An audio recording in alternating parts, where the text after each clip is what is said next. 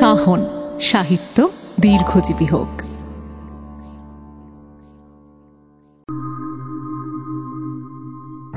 সাহিত্যের বিভিন্ন আঙিনা থেকে বাছাই করে নিয়ে আসা কিছু মণি মাণিক্য দিয়ে তৈরি আপনাদের প্রিয় কাহন। হাই, আমি অপরূপা।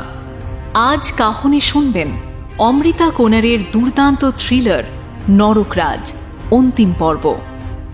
প্রথম ও দ্বিতীয় পর্ব যারা শোনেননি বা মিস করে গেছেন, তারা ডেসক্রিপশনের শুরুতে আই বাটনে এবং পিন্ড কমেন্টে প্রথম ও দ্বিতীয় পর্বের ডিটেলস পেয়ে যাবেন। আর যারা এত কষ্ট করতে চাইছেন না, তাদের জন্য ছোট্ট করে রিক্যাপ রইল। তবে শুরু করার আগে সেই বিশেষ অনুরোধ, গল্পটা যদি আপনাদের ভালো লেগে থাকে তাহলে গল্পতে একটা লাইক, হাইপ এবং কাহনে একটা সাবস্ক্রাইব করে আমাদের সাপোর্ট করবেন কাইন্ডলি। শুরু হচ্ছে নরকরাজ অন্তিম পর্ব। তবে তারও আগে রিক্যাপ।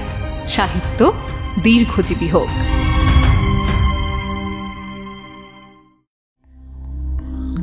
দিল্লি ক্রাইম ব্রাঞ্চের অফিসার বিদ্যা সিনহা রয়েছে দিল্লিতে মেয়েদের কিডন্যাপিং এর কেসের দায়িত্বে। অভিমন্যু এবং বিদ্যা এই কিডন্যাপিং এর কেসের কয়েকজন অপরাধীকে প্রায় ধরে ফেলেছিল, কিন্তু ধরা পড়ার আগের মুহূর্তে তারা সবাই বিষ খেয়ে আত্মহত্যা করে। এই মুহূর্তে একটা স্পেশাল টিম তৈরি করা হয়েছে, যেখানে থাকবেন ভারতবর্ষের বিভিন্ন রাজ্যের তদন্তকারী অফিসাররা। আর সেই টিম লিড করবে বিদ্যা ও অভিমন্যু, আর ওদের দায়িত্বে থাকবেন অফিসার শ্রীবাস্তব। এদিকে দ্বারকাধীশ মন্দিরের গুপ্ত কক্ষে বসে একটি গোপন সভা।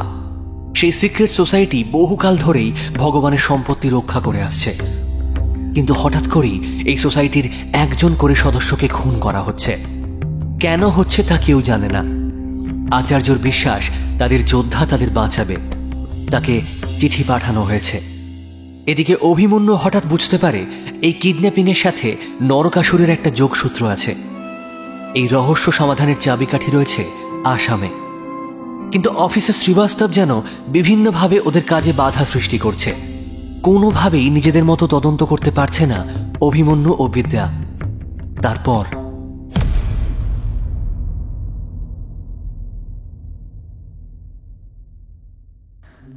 আসামের ব্যাপারটা আমাকে বলা উচিত ছিল নয় কি? We are a team.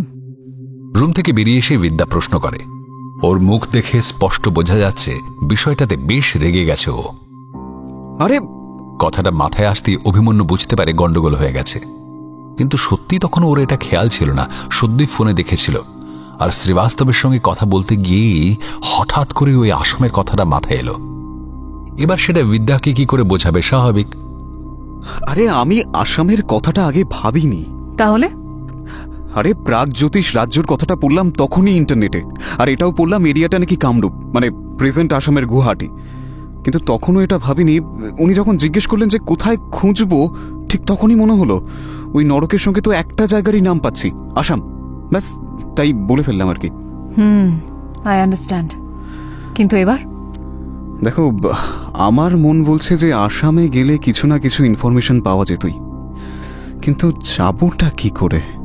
আর উনি এরকম করলে তো আমরা কিছুতেই ফ্রিভাবে কেসটা সলভ করতে পারবো না।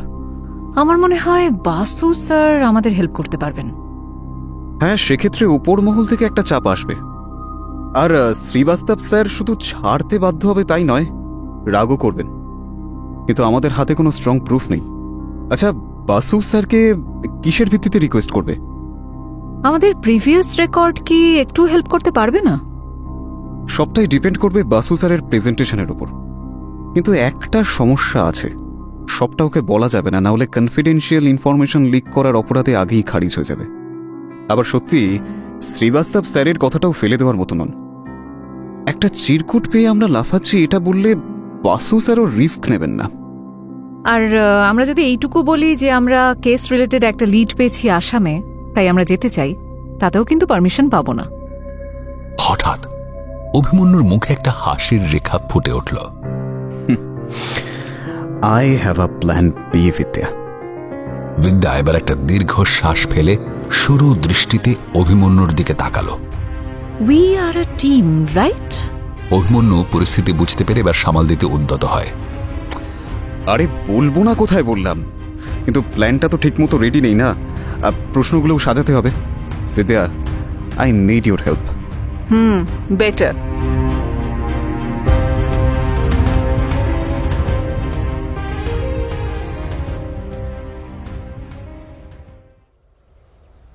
কি? ফোনের এপারে রীতিমতো আটকে ওঠে সুবর্ণ। ভোরবেলা বিছানায় সবে আড়মোড়া ভাঙছিল, ঠিক তার মধ্যে এমন একটা কথা শোনায় ওর যে শুধু ঘুমই নয়, খিদেটাও চটকে গেছে, তাহার বলার অপেক্ষা রাখে না। প্লিজ সুবর্ণ, এটা তোমাকে করতেই হবে। I need your help. কিন্তু স্যার, আমি কি করে? আমি তোমাকে সবটা রিফিল করতে পারছি না সুবর্ণ, কিন্তু তুমি এই কেসের সবটা শুরু থেকে জানো। তোমার সামনে অপরাধী নরকের নামও কনফেস করেছে, তাই তুমি একমাত্র আমার বর্ষার পাত্র সুবর্ণ, প্লিজ। আর এটা আমাকে আনঅফিসিয়ালি করতে হচ্ছে, কিন্তু অফিসিয়ালি তুমি তো একদিন এই কেসে ছিলে সুবর্ণ, প্লিজ। ওকে স্যার, কি করতে হবে বলুন। গুড, থ্যাংক ইউ সুবর্ণ। তবে হ্যাঁ, কাক পক্ষীতেও যেন টের না পায় যে তুমি আমার হয়ে কাজটা করতে আসামের গুয়াহাটি যাচ্ছ। জাস্ট কদিনের লিভ নাও। আর স্যার এখন একটু আমাদের উপর ইমপ্রেসড আছেন, সুতরাং লিভ নিয়ে অসুবিধা হবে না। নরক কি গুয়াহাটিতে আছে স্যার? নরক কে? কিছু জানি না সুবর্ণ, শুধু এটুকু বলতে পারি কেউ আছে যে চায় এই কেসটা আমরা সলভ করি। কেউ চায় নরক সকলের সামনে আসুক। আর আমিও আমার অনুমানে ভর করে ভাবছি কিছু ক্লু আমরা অবশ্যই পাবো গুয়াহাটিতে। কোনো প্রুফ আমার কাছে নেই সুবর্ণ, যার ফলে কেউ আমাকে ভরসা করছে না, আর অফিসিয়ালি আমি এগোতেও পারছি না। সুবর্ণ, তুমি আমাকে কিছু ইনফরমেশন এনে দিলে আমার কথা মানুষকে আমি বিশ্বাস করাতে পারবো। স্যার, আমি সবসময় আপনাকে অ্যাসিস্ট করতে চাই, সেটা অফিসিয়ালি হোক আর আনঅফিসিয়ালি। তবে বি কেয়ারফুল সুবর্ণ, তোমার একটা পোক্ত ছদ্মবেশ আর ছদ্ম নাম লাগবে।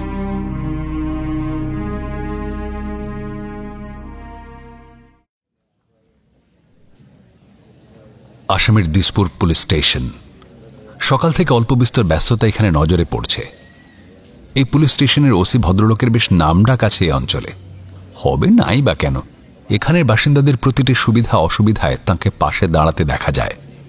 ফলে সকলের বেশ প্রিয় এই ওসি মহাশয়। এমনিতেও যা বড় স্টেশন, তবুও যে উনি এভাবে সব দিক সামলে সুখ্যাতি বজায় রেখেছেন, এটাই অনেক। সেই কাজ নিয়ে বসেছেন, হঠাৎ কে যেন ওর ঘরের দরজা থেকে ডাক দিল। স্যার, আসতে পারি?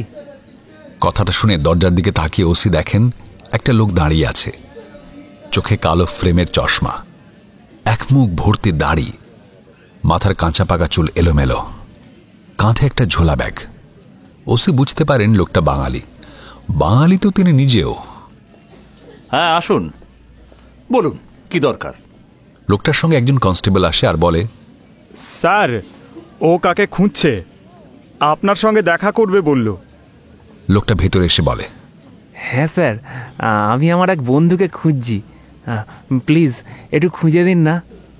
রিপোর্ট লিখিয়েছেন? কি নাম? হ্যাঁ লিখিয়েছি, কিন্তু সেভাবে কিছু তথ্য দিতে পারছি না বলে বাইরে ওনারা ঠিক সাহায্য করতে চাইছেন না। ওই জন্যই আপনার কাছে এলাম। সবাই বলে আপনি খুব সাহায্য করেন, যাকেই রাস্তাঘাটে জিজ্ঞেস করেছি সেই আপনার সুখ্যাতি করছিল। স্যার প্লিজ আমাকে একটু হেল্প করুন না। আপনার নাম কি? অবিনাশ চৌধুরী। আর বন্ধুর নাম? নরক। কি? নরক? এরকম আবার নাম হয় নাকি? হ্যাঁ স্যার, সত্যি বলছি, ও নিজেকে নরক নরক বলতো। কলকাতায় যখন গেছিল আমার সঙ্গে বন্ধুত্ব হয়েছিল। ওর ওই ভালো নামটা কখনো বলতো না, খালি নরক নরক বলতো। এভাবে কাউকে খুঁজে পাওয়া যায়? নরক সঠিক নাম বলতে হয়। আচ্ছা, ওর বর্ণনা কিছু দিন। সেই তো কোন ছোটবেলায় ওকে দেখেছি, এখন কি আর ছোটবেলার চেহারার সঙ্গে কোনো মিল থাকবে? ওই মাঝামাঝি গায়ের রং ছিল, খুব বুদ্ধি ওর। দেখুন, আপনি যেভাবে বলছেন তাতে কাউকে খুঁজে পাওয়া খুব মুশকিল। প্লিজ স্যার একটু চেষ্টা করুন না, আমার না খুব দরকার, খুব।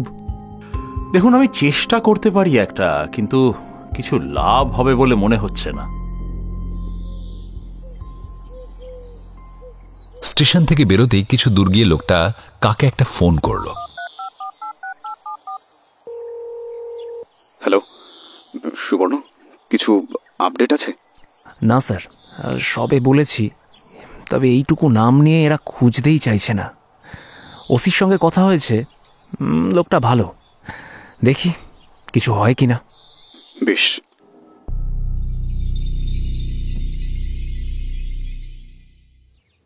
হায়দ্রাবাদে আরও একটা মেয়ে কিডন্যাপড হয়েছে গতকাল রাতে। হ্যাঁ, এইবার শ্রীবাস্তব স্যার আমাদের খেয়ে ফেলবেন। উনি অলরেডি বলেছেন যে ওই কিডন্যাপারটাকে যদি আমরা ধরতে না পারি তাহলে উনি হায়ার অথরিটিকে রিপোর্ট করবেন যে আমরা ঠিকমতো কাজ করছি না। আচ্ছা, হায়দ্রাবাদ টিম কিছু আপডেট দিয়েছে? হ্যাঁ, একজন মেয়েটাকে কিডন্যাপড হতে দেখেছে, লোকটার মুখ দেখেনি, কিন্তু হাইট, লোকটার গেট আপ, এসব কিছু নিয়ে কিছু তো ইনফো পাওয়া গেছে। আচ্ছা, ওদিকে কোনো আপডেট আছে? না, 5 দিন হয়ে গেল। কথাটা বলতে বলতে অভিমন্যুর ফোনটা বেজে উঠল। একটু জানলার কাছে এসে ফোনটা ধরে বলল, হ্যাঁ বলো, কিছু আপডেট আছে? ফাইনালি আছে স্যার। বাহ, প্রে করুন যেন এটাই হয়। দিশপুর থানা থেকে সব থানায় সার্কুলেট করায় ফাইনালি অন্য লোকালিটির থানা থেকে ওদের কাছে একটা খবর আসে। ফোনের ওপাশ থেকে সুবর্ণর উত্তেজিত কণ্ঠস্বর শোনা যাচ্ছে। ওর কথা শুনে অভিমন্যুরও যেন হার্টবিট বেড়ে গেছে। তাই বলো সুবর্ণ, বলো। স্যার, 30 বছর আগের একটা ঘটনা জানা গেছে। 30 বছর? হ্যাঁ স্যার, এখানের একটা স্কুলে একটা বছর 10-এর ছেলে ওই স্কুলেরই একটি ছেলেকে প্রচন্ড মেরেছিল। ওরই ক্লাসমেট ছিল। ছেলেটির কন্ডিশন খুব খারাপ হয়ে যায়। কথাটা বেশ শোরগোল ফেলেছিল। কেন জানেন? কেন? অভিমন্যুর কান গরম হয়ে উঠছে, উত্তেজনার পারদ চড়ছে। ওর মন বলছে নরকের থেকে ও আর বেশি দূরে নেই। ওই 10 বছরের ছেলেটি খুব অদ্ভুত কিছু কথা বলেছিল। কি বলেছিল? ও নরক, ও ফিরে এসেছে। হোয়াট? My god! অল্প আনন্দ, উত্তেজনা সব মিশিয়ে কি যেন একটা হচ্ছে অভিমন্যুর মধ্যে। তার সঙ্গে মনে মনে ভীষণভাবে ভগবানকে ডাকছে যেন এই সেই নরক হয়। এর সঙ্গে আরো একটা কথাও বলেছিল স্যার, সেটা শুনলেও আপনি চমকে যাবেন। কি কথা? ও নাকি কৃষ্ণের জন্য অপেক্ষা করবে। যে সুদর্শন চক্র দিয়ে কৃষ্ণ ওর গলা কেটেছিল, সেই সুদর্শন চক্র দিয়েই ও কৃষ্ণকে হত্যা করবে। আর ওই ঘটনাটা লোকাল নিউজ পেপারে বেরোয়। আমি হোয়াট? সুদর্শন চক্র? তার মানে নরক ওটাও খুঁজছে নাকি? যদি এই ছেলেটি আমাদের মিস্টার নরক হন তাহলে তো মনে হচ্ছে খুঁজছে স্যার। সুবর্ণ, ওই স্কুলে গিয়ে একটু খোঁজ করতে হবে। ওই লোকাল নিউজ পেপার কাটিং এর বেসিসে স্কুল রেকর্ডে নিশ্চয়ই সেই ছেলেটির আসল নাম পরিচয় পাওয়া যাবে। ওকে স্যার, আমি চেষ্টা করছি। যতটা তাড়াতাড়ি সম্ভব কাজটা করো সুবর্ণ।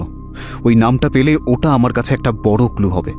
আমার মন বলছে এই ছেলেটি আমাদের নরক হওয়ার চান্স আছে, কিন্তু এই স্ট্রং ক্লুটা আমার খুব তাড়াতাড়ি চাই। সুবর্ণ, আমার দৃঢ় বিশ্বাস একটা কমপ্লেন আমার আর বিদ্যার নামে যাচ্ছে। তার আগে কিছু একটা করতে হবে। ফোনটা রাখতেই বিদ্যা অভিমন্যুর কাছে এসে দাঁড়ায়, তারপর প্রশ্ন করে, হোয়াট হ্যাপেন্ড অভিমন্যু? কি ইনফরমেশন পেলে তুমি তোমার ইনফরমারের থেকে? মনে হচ্ছে নরক আমাদের সামনে ধরা পড়বে বিদ্যা। হোয়াট? এটা তো ভালো খবর। কিন্তু সে আরো একটা জিনিস খুঁজছে। কি? সুদর্শন চক্র। মানে? কিন্তু এটা কি করে সম্ভব? সেটা তো সেই জানে। ওর সাইকোলজি যা বুঝেছি তাতে ও এই চক্রের বিষয়ে কিছু তো একটা আন্দাজ করেছে, আর সেটা খোঁজার জন্য ও মরিয়া হয়ে আরো কিছু করছে। হয়তো আরো কোনো ক্রাইম, শুধু সেটা আমাদের নজরে আসছে না। কিন্তু সুদর্শন চক্র কি সত্যিই আছে? সেটা কি সম্ভব? অভিমন্যুও ভাবতে থাকে সেই সম্ভাবনার কথা।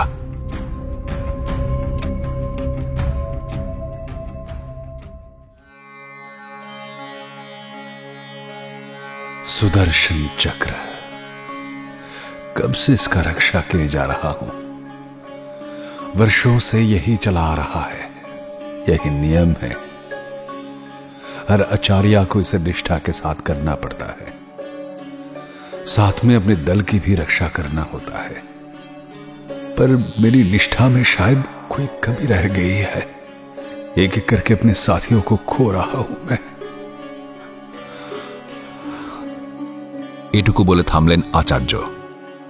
একটা আধো অন্ধকার ঘরের মেঝেতে বসে আছেন তিনি।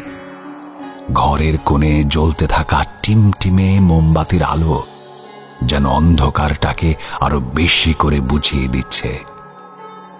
সেই অল্প আলোয় আচার্যর পরিশ্রান্ত মুখটা বেশ বোঝা যাচ্ছে।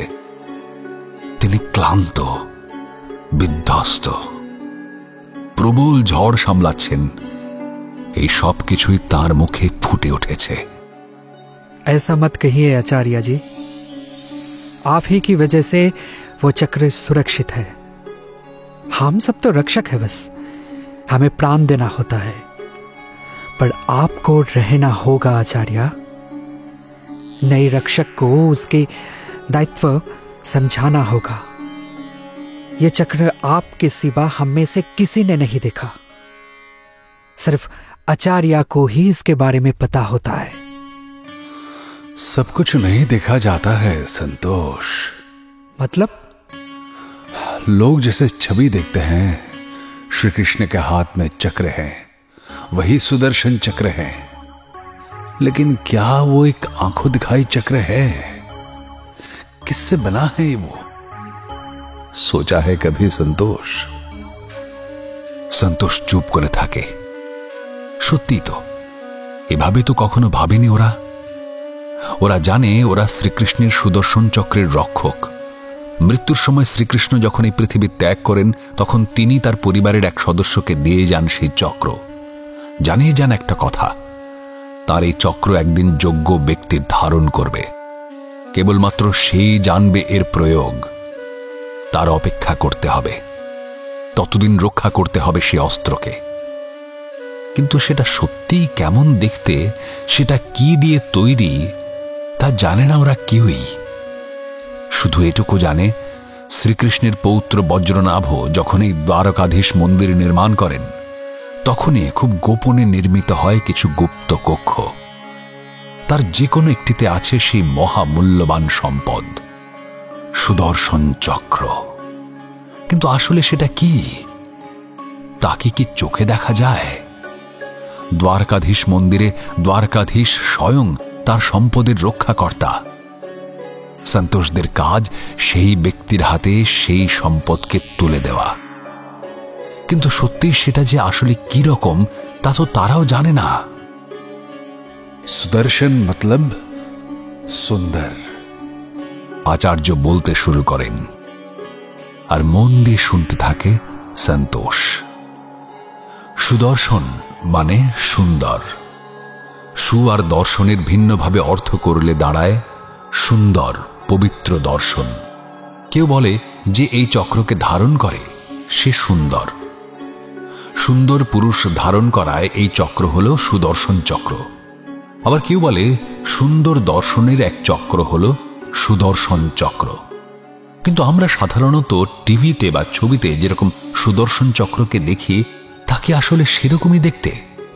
হতেও তো পারে সুদর্শন চক্র আসলে একটা শক্তি, যা উজ্জীবিত করতে পারে বা চক্রের রূপ দান করতে পারে একমাত্র তার যোগ্য মালিক। আচ্ছা, সুদর্শন চক্র কি আসলে একটা চক্রাকার পরিবেশের উদাহরণ নয়?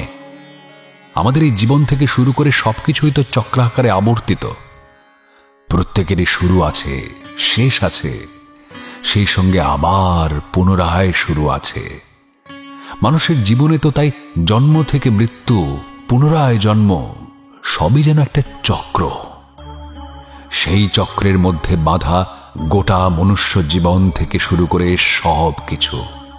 অর্থাৎ এই মাটি থেকেই জন্মে আমাদের এই মাটিতে মিশে যেতে হয়। সবটাই যেন পূর্ব নির্ধারিত, সবটাই যেন একটা ছকে বাঁধা। এই ছকের বাইরে বা এই চক্রাকার পথের বাইরে আর কিচ্ছু হওয়ার নেই। আমাদের শরীরের মধ্যেও তো এক অদ্ভুত চক্র রয়েছে, যাকে উজ্জীবিত করতে পারলে শক্তির সৃষ্টি হয়। তবে সে কাজ করতে কেবল সেই ব্যক্তিই পারে যার মধ্যে ধৈর্য, ত্যাগ, নির্লোভ হওয়ার মতন এমন বেশ কিছু ভালো গুণ থাকে। যম, শনি, শিব, বিষ্ণু, ব্রহ্মা, শক্তি, ইন্দ্র, এই বিশ্বরূপ যেন আমাদের শরীরেও বিদ্যমান। আমাদের দেহের নিম্নাঙ্গে, তলপেটে, নাভিতে, হৃদয়ে, কণ্ঠে, দু চোখের মাঝখানে ও মাথার উপরে আছে 7টি চক্রের অবস্থান। চক্রগুলো হল মূলাধার চক্র, স্বাধিষ্ঠান চক্র, নাভি চক্র, হৃদচক্র, বিশুদ্ধ চক্র, আজ্ঞাচক্র ও সহস্রার চক্র, শারীরবৃত্তীয় চক্র।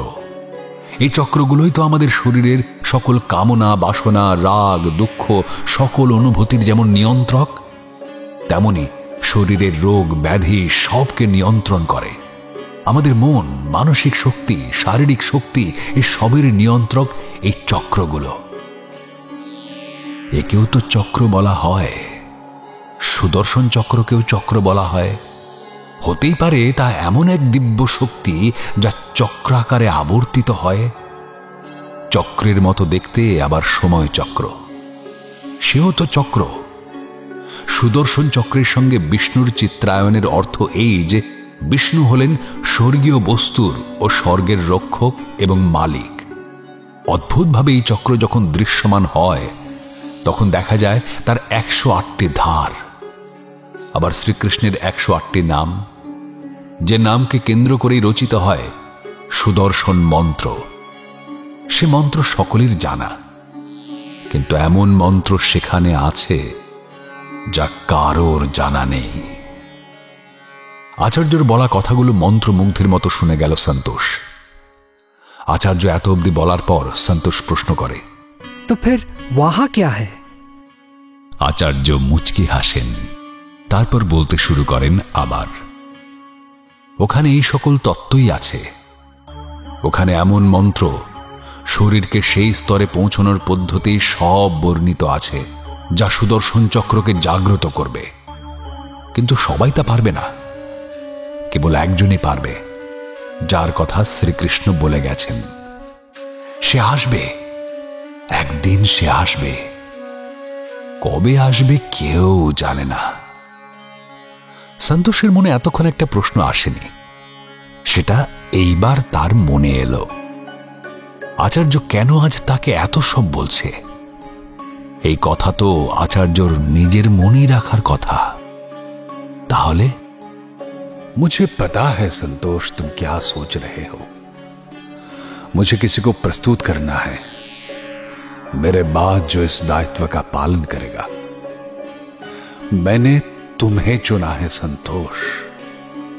ये महाज्ञान मैं तुम्हें देना चाहता हूं। आज उस महाज्ञान के कुछ ही पन्ने तुम्हारे सामने खोले हैं।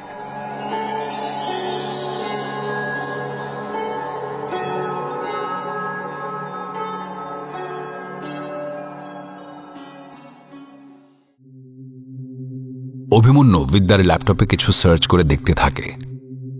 বিদ্যা, অনেক মতামত আছে এই সুদর্শন চক্র থাকা নিয়ে। লাইক? একদম ইন্টারনেটের ভাষায় বলছি। দেখো, পুরাণ মতে অন্যায়, অশুভ শক্তির দমন এবং শান্তি প্রতিষ্ঠার জন্য বিষ্ণু সুদর্শন চক্র ব্যবহার করেন। তিনি বিভিন্ন সময়ে এই চক্রটির মাধ্যমে অনেক অসুর বধের মাধ্যমে স্বর্গ এবং মর্তে শান্তি প্রতিষ্ঠা করেছেন। তাই বৈষ্ণবী ঐতিহ্য মেনে আজও বহু বিষ্ণু মন্দিরের শীর্ষভাগে সুদর্শন চক্রের প্রতীকী স্বরূপ একটি ধাতু নির্মিত চক্র বা বলয় স্থাপন করা হয়, ওই সকল অশুভ শক্তির হাত থেকে সুরক্ষা পাবার জন্য। এর উল্লেখযোগ্য নিদর্শন হল পুরীর জগন্নাথ মন্দিরের চূড়ার ওই নীল চক্রটি। এবার এই নিয়েও কিন্তু আরো অনেক কথা আছে। কারো কারো বিশ্বাস ওটাই নাকি আসল সুদর্শন চক্র। বিদ্যা ভুরু কুঁচকে বেশ মনোযোগ দিয়ে শুনতে থাকে। ওর দিকে একবার তাকায় অভিমন্যু, তারপর ওর পড়া বোঝানো ভালো হচ্ছে ভেবে আবার বলতে থাকে, একটা অদ্ভুত কথাও প্রচলিত আছে। সেটা এই যে সুদর্শন চক্র নাকি কোনো একটি জঙ্গলের মন্দিরে রাখা। একজন বৃদ্ধ পুরোহিত সেই সুদর্শন চক্রের দেখাশোনা করেন। চক্রটি পাথর দিয়ে তৈরি, এটির ওয়েট ওই 1 কুইন্টাল। আর সুদর্শন চক্রটি দেখতে সত্যি প্রাচীন বালি পাথরের মতো। পাথরটি সাদা ধূসর রঙের ছিল। জানি না এখন সেটা আছে নাকি তা লেখা নেই, জানি না। আবার সেই পুরোহিত নিশ্চয়ই বেঁচেও নেই। তার মানে যদি সত্যিই ওরকম কোনো সুদর্শন চক্র মেনে থাকে লোকজন, তাহলে সেটা রক্ষা নিশ্চয়ই বারবার কোনো নতুন পুরোহিতই করে। আর হতে পারে এই নরকই এইগুলো পড়ে এই সব কাজ করছে আর ওকে খুঁজে বেড়াচ্ছে। লোকটা কি এতটাই বোকা? এত ছক কষে এত প্ল্যান করে নিখুঁতভাবে যে এগিয়েছে, প্রতিটা ধাপে যাকে আমরা খুঁজেই পাচ্ছি না, সে কি এত সহজে একটা কথায় বিশ্বাসী হবে বিদ্যা? তোমার এই কথাগুলো আমায় দ্য ভিঞ্চি কোড মুভির কথা মনে পড়িয়ে দিচ্ছে। Like there may be a secret society or something like that. তবে যদি সুদর্শন চক্র এক্সিস্ট করে, আফটার অল সবটাই তো মাইথোলজি। আমাদের সামনে সব তথ্যই কেমন মাইথোলজির আকারে আসছে, যার ফলে আমরা প্রুফ হিসেবে কিন্তু কোনো কিছুকেই রাখতে পারবো না। আর প্রুফ দেখাতে না পারলে আমাদের কোনো কথা আমরা কাউকেই বিশ্বাস করাতে পারবো না। আচ্ছা, এই নরক বাবা যে সুদর্শন চক্র সম্পর্কে কিছু তো জেনেছে, যাকে কেন্দ্র করে এগিয়ে চলেছে। তবে লোকটাকে যতটা চিনেছি, ওকে যতটা বুঝেছি, কোনো প্রমাণ না পেয়ে এমনি এমনি সুদর্শন চক্রের পেছনে কেউ ছুটবে? হতেও পারে ছোটবেলায় ও হয়তো সুদর্শন চক্রের গল্পটা যেটা শুনেছে সেটাকে বিশ্বাস করেছে। 10 বছর বয়সেও যা বলেছে সেটা নিছকই বাচ্চার কথা, কিন্তু ও ওর বলা কথা অনুযায়ী এক পা করে এগিয়ে যাচ্ছে। ভালো করে ভেবে দেখো, এই মেয়েদের কিডন্যাপিংয়ের ব্যাপারটা, আবার ওর ছোটবেলায় বলা কথাটা। ও শ্রীকৃষ্ণর জন্যই কিন্তু অপেক্ষা করছে, নট অনলি কৃষ্ণ।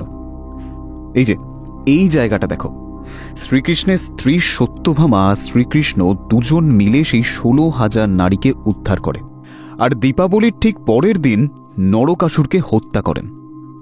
অতএব নরকাসুর অর্থাৎ আমাদের এই নরক, শ্রীকৃষ্ণ আর সত্যভামা হয়তো দুজনের জন্যই অপেক্ষা করছে। ও এই একই পাপগুলো করে শ্রীকৃষ্ণকে যেন আহ্বান করছে। শ্রীকৃষ্ণ আসবে আর ওর ইচ্ছে ও এইবার হিসেবটাকে উল্টে দেবে, অর্থাৎ সুদর্শন চক্র দিয়ে শ্রীকৃষ্ণকে শেষ করবে। তাই ও এসব করছে। কিন্তু সুদর্শন চক্র সম্পর্কে বড় বয়সেও ও কোনো তথ্য না পেয়ে একটা একটা করে ধাপ এগিয়ে যাচ্ছে, এই কথাটা ঠিক হজম হচ্ছে না আমার। ওর ইচ্ছা কিন্তু শ্রীকৃষ্ণ যদি ওর সামনে আসে তাহলে ও শ্রীকৃষ্ণকে সুদর্শন চক্র দিয়েই শেষ করবে, অন্য কোনো অস্ত্র দিয়ে নয়। তার মানে ওর কাছে সুদর্শন চক্রের কিছু না কিছু হদিশ তো আছেই। এর মানেটা কি? ও সুদর্শন চক্র পেয়ে যায়নি তো? আমার ঠিক তা মনে হয় না বিদ্যা। যদি ভগবান বিষ্ণুর সুদর্শন চক্র সত্যি এক্সিস্ট করে, তাহলে কেউ যদি সেই সুদর্শন চক্র হাতে পেয়ে যায়, পুরাণ অনুযায়ী সে চক্রের যা ক্ষমতা, তাতে কিন্তু একটা গোটা ব্রহ্মাণ্ড ধ্বংস হয়ে যাবে। এই নরকের মতো পাবলিকের হাতে যদি সেটা পড়ে, তাহলে কিন্তু এতদিন সে থেমে থাকতো না। অবশ্য শ্রীকৃষ্ণকে আলাদা করে বধ করার একটা আনন্দ তোর দরকার, তার জন্য যে শুধু থেমে থাকবে না, না না না না, কিছু না কিছু সাংঘাতিক ভয়ানক কীর্তি করেও জানান দিত যে ওর হাতে অস্ত্রটা এসে গেছে। তার মানে ও এখনো পায়নি, রাইট অভিমন্যু? মনে তো তাই হচ্ছে, কিন্তু শুধুই পায়নি বলেই নিশ্চিন্ত লাগছে না।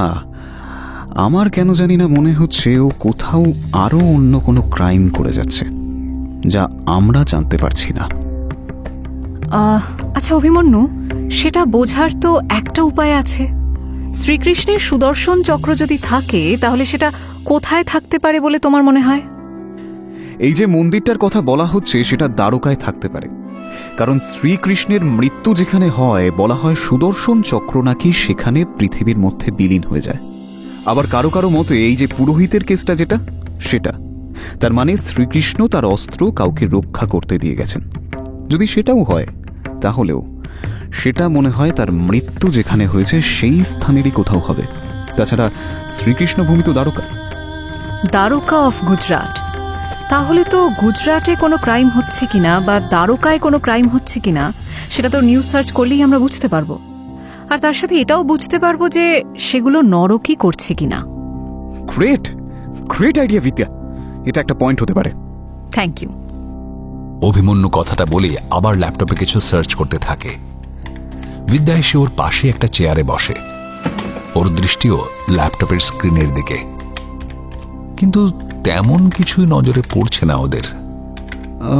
কিছু ন্যাচারাল ডেথ নিউজ ছাড়া তো আর কিছুই দেখছি না।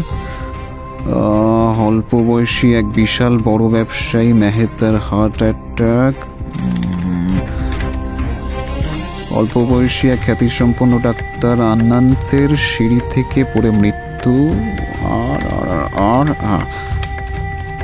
অল্প বয়সী একটি মেয়ে মোহিনীর গাড়ি অ্যাক্সিডেন্টে মৃত্যু। বিদ্যা, কোনো চুরি বা খুন কিছুরই তো কোনো খবর নেই। কথাটা বলে অভিমন্যু একটা দীর্ঘ শ্বাস ফেলে।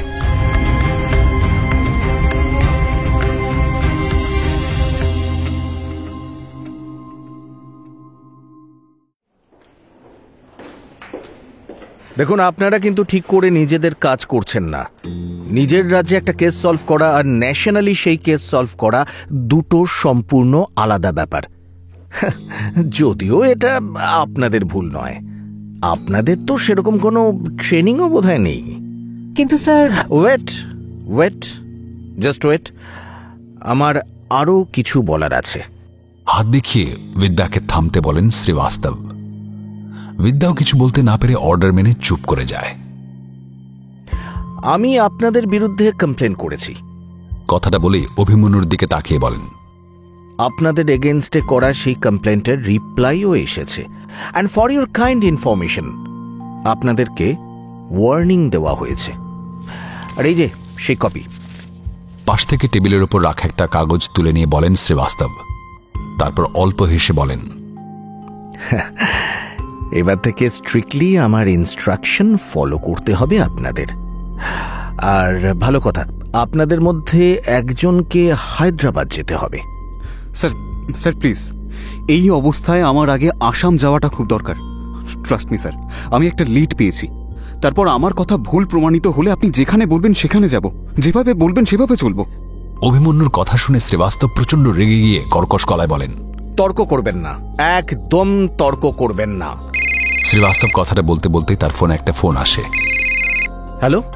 ফোনটা রিসিভ করতেই ওপারের কথা শুনে তার মুখ কালো হয়ে যায়। বোঝাই যাচ্ছে ফোনটা একদম ওপর মহল থেকে এসেছে, আর এমন কিছু বলা হয়েছে যা শ্রীবাস্তবের একেবারেই পক্ষে নয়। হ্যাঁ, দেখছি। ফোনটা রেখে তিনি মেল চেক করে গম্ভীর গলায় বলেন, আপনারা দুজন আমার এগেনস্টে কমপ্লেন করেছেন। অভিমন্যু একেবারে চমকে যায়। ও বিদ্যার দিকে তাকাতেই বিদ্যা বুঝতে পারে কি কেস হয়েছে। সে মুখ খুলে বলে, not Abhimanyu, he doesn't know anything about that. আমি সিপি স্যারকে জানাতে বাধ্য হই আপনি আমাদের কাজ করতে দিচ্ছেন না, বারবার বাধা দিচ্ছেন। তাই উনি ওনার মতন করে আমার থ্রু দিয়ে এই কমপ্লেনটা করান আর ওপর মহলে রিকোয়েস্ট করেন। বিদ্যার কথা একা অভিমন্যু নয়, শ্রীবাস্তব অবাক হচ্ছে। তবে শ্রীবাস্তবের চোখ দুটো রাগে যেভাবে লাল হয়েছে, অভিমন্যুর সেটা নয়। ওর মুখে শুধু একটা রাগের ভাষা ফুটে উঠেছে, কিংবা অভিমানেরও বলা চলে। বন্ধুরা বন্ধুকে না বলে লুকিয়ে কিছু করলে যেমন হয়। তোমরা যেখানে খুশি যেতে পারো, কিন্তু মনে রেখো, যদি কোনো পজিটিভ আউটকাম না আসে তাহলে কিন্তু তোমাদের এগেনস্টে আমি কড়া স্টেপ নেব। অভিমন্যু আর বিদ্যা মাথা নেড়ে ঘরটা থেকে বেরিয়ে আসে।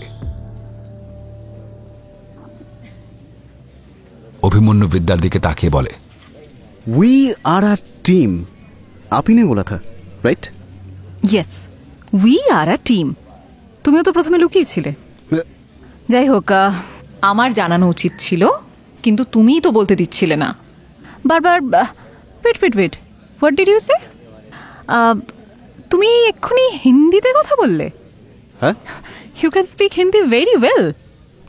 বললাম হয়তো, তবে সবসময় হয় না। আমি শুনেছি রেগে গেলে লোকে নাকি ভুল না বলে ঠিকটাই বলে ফেলে অনেক সময়। আমরা কিন্তু এখন অন্য জিনিস ডিসকাস করছি। অভিমন্যু, আই নো বিষয়টা কনফিডেন্সিয়াল, আমি কিছু বলিনি, জাস্ট ভেতরে যেটুকু বললাম ওইটুকুই। কিন্তু এতে তো আমাদেরই সুবিধে হলো, তাই না? ঠিক আছে। আচ্ছা, যে ফ্লাইট আমরা পাবো নেক্সট, তাতেই আমরা গুয়াহাটি যাব। সুবর্ণ আছে, ওকেও ইনফর্ম করতে হবে। কথাটা বলতে বলতে সুবর্ণর ফোন আসে। স্যার, ছেলেটির স্কুলে গিয়েছিলাম। যেহেতু ওটা অনেক বছর আগের কথা, তাই প্রথমে ওরা রাজি হচ্ছিল না সেই ইনফরমেশন দিতে। তারপর অনেক রিকোয়েস্ট করে একটু আসাম পুলিশ ডিপার্টমেন্টের নাম করে আর আমি যে মিসিং কমপ্লেন করেছি সেটা বলে ওদের পুরনো রেজিস্টার খাতা বের করিয়েছি। ছেলেটির নাম চক্রধর বড়ো। চক্রধর মানে চক্র ধারণ করে যে? ভগবান বিষ্ণু সুদর্শন চক্র ধারণ করে। তাহলে যার নাম এমন ভগবানের নামের মতো যে কিনা নিজের নামকে নরক বলছে, মানে ও নিজেকে নরকাসুর হিসেবে ভাবছে আর এসব ক্রাইম করছে। স্ট্রেঞ্জ। স্যার, ওর সঙ্গে ট্র্যাজেডিও তো কম হয়নি। ওর মায়ের নাম পূজা বড়ো, রেজিস্টারে গার্জেন হিসেবে ওর মায়ের নাম লেখা, কিন্তু ওই স্কুলে বেশি দিন পড়েনি। ওর মা মারা যাওয়ার পর ও আর এখানে ছিল না। স্কুল থেকে 30 বছর আগের একজন স্যারের ঠিকানা দিয়েছে। তার সঙ্গে কথা বলেছি, তিনি বলেছেন ওই ছেলেটিকে সবারই বেশ মনে ছিল ওর কীর্তির জন্য। আরেকটি বিষয়ে জানা গেছে, এখানে ওর বিকাশ বলে একটি ছেলের সঙ্গে বন্ধুত্ব হয়। তখন এই বিকাশ ওর থেকে বয়সে একটু বড়ই ছিল। সেই বিকাশের পাল্লায় পড়ে ওর মধ্যে যত খারাপ গুণগুলো আসে। চক্রধর কিন্তু দারুণ ব্রিলিয়ান্ট স্টুডেন্ট ছিল। বিকাশের বাবা মা প্রভাবশালী ছিল, ছেলেকে বোর্ডিং স্কুলে নিয়ে যায়। ওই স্যার বলেছিলেন ওর বাবা বাঙালি ছিল আর চক্রধর দারুণ বাংলা, অসমিয়া আর হিন্দি বলতে পারত। ওর বাবা মারা যায় অনেক আগেই। তারপর থেকে ওর মায়ের সারনেমে ব্যবহার করতো স্কুলে। আর ওর মার মৃত্যুর পর কেউ ছিল না বলে পাড়ার লোকজন নাকি একটা অনাথ আশ্রমে দিয়ে দেয়। স্যার, সেখানে যেতে হবে। অত পুরনো ডকুমেন্টস পেলে ভালো, আবার ওখান থেকে ও কোথায় গেল সেটাও জানা দরকার। ওকে, তুমি ওয়েট করো না সুবর্ণ, অনাথ আশ্রমে যাও, আমরা আসছি। ফোনটা রেখে অভিমন্যু বিদ্যার দিকে তাকিয়ে বলে, সব মিলিয়ে যাচ্ছে বিদ্যা। বানাসুরের জায়গায় এখানে ছিল বিকাশ। চক্রধরের মা নেই, বাবা নেই, সম্পূর্ণ একা। লাইফে কম ট্র্যাজেডি হয়নি ওর সঙ্গে। ও কিন্তু ছোটবেলা থেকে খুব ব্রিলিয়েন্ট ছিল। অবশ্য ব্রিলিয়েন্ট না হলে এমন মাস্টার মাইন্ড প্ল্যানও করতে পারত না। বিকাশের প্রভাবে ও খারাপ হয়, কিন্তু শাস্তি ও পেতে থাকে জীবনে অনেক বেশি।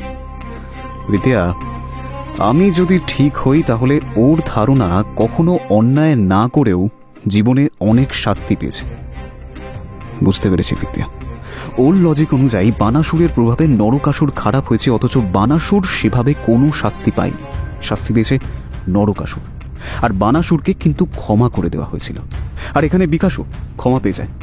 ক্ষমা পায়নি চক্রধর। সে আরও অন্যায় করতে থাকে, আর এরপর চক্রধরের লাইফে নিশ্চয়ই নরকাসুরের মতোই বাকি ঘটনাগুলোও ঘটতে থাকে। ওই অনাথ আশ্রমটাতে না গেলে কিছুই বোঝা যাবে না বিদ্যা। অভিমন্যু আর বিদ্যাকে খুব বেশি অপেক্ষা করতে হয়নি। সৌভাগ্যক্রমে বিকেলের দিকে একটি ফ্লাইট ওরা পেয়ে যায়। মাত্র 2টোই সিট শেষ মুহূর্তে ক্যান্সেল হয়, ওরা পেয়ে যায়। ভগবানও বোধ চাইছেন এই কেসটা এবার সলভ হোক, নরক এবার ওদের মুখোমুখি হোক। প্রায় 3.25 ঘন্টার জার্নিতে ফ্লাইটে ওরা আসামের গুয়াহাটি পৌঁছে যায়। সুবর্ণ এয়ারপোর্টে ওদের জন্য অপেক্ষা করছে। বাইরে বেরিয়েই তাকে দেখতে পেয়ে অভিমন্যুর মনে হলো যেন বহু পুরনো কোনো বন্ধুর সঙ্গে অনেক দিন পর দেখা হলো। স্যার, হাত নেড়ে সুবর্ণ জানান দেয় তার অবস্থান। অভিমন্যু আর বিদ্যা তাকে দেখে সেদিকে এগিয়ে গিয়ে হাত নাড়ে। স্যার, আসতে অসুবিধা হয়নি তো? আরে সুবর্ণ, আসামে কি আমরা তোমার বাড়িতে এসেছি? তুমি না, সত্যি। কথাটা বলে অভিমন্যু হাসে, তারপর বলে, দেখো, অসুবিধা হোক আর না হোক আসতে তো হতোই। আচ্ছা, তোমাদের এই পরিচয় পর্বটা সারা যাক। বিদ্যা, ইনি হচ্ছেন সুবর্ণ সেন। এই কেসে উনি আমার সহকারী ছিলেন। আর সুবর্ণ, ইনি হলেন বিদ্যা Sinha, Delhi crime branch officer. Hello ma'am, आपके बारे में मैं न्यूज़पेपर में पढ़ा था। হ্যালো সুবর্ণ, নাইস টু মিট ইউ। সুবর্ণ, বলছি কি যে ওনার সঙ্গে হিন্দিতে কথা বলার প্রয়োজন নেই, মানে উনি খুব ভালো বাংলা বলেন। তুমি বাংলায় বললেও উনি বাংলাতেই উত্তর দেবেন। ও, দারুণ তো। সুবর্ণ কথাটা বলে বিদ্যার দিকে তাকায়। বিদ্যা হাসে ঠিকই, কিন্তু অভিমন্যুর দিকে তাকিয়ে বুঝিয়ে দেয় যে সে অপ্রস্তুত হয়েছে। দ্রুত প্রসঙ্গ পাল্টে ওরা অনাথ আশ্রমের দিকে রওনা দেয়।